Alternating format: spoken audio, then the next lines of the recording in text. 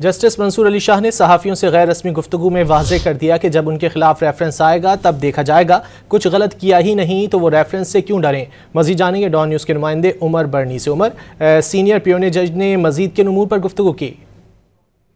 Supreme court में हलफ बर्दारी तकरीब के बाद जस्टिस मंसूर अली शाह ने सहाफियों से गैर रस्मी गुफ्तगू की, जिस दौरान सहाफी ने सवाल किया कि कहा जाता है कि आप लोग काम नहीं करते, जिस पर जस्टिस मंसूर अली शाह ने जवाब दिया कि मुकदमात निपटाने की शरह देख लें, किसके कितने फैसले कानून की किताबों में शाया हुए सबके सामने हैं, तमाम रिकॉर्ड सुप्रीम कोर्ट की वेबसाइट पर मौजूद है।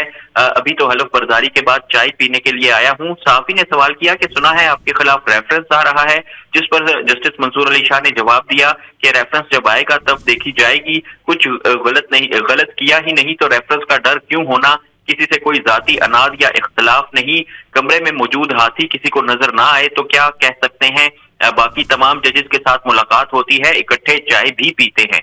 जी बहुत शुक्रिया उमर बर्नी इन तफसीलात के लिए।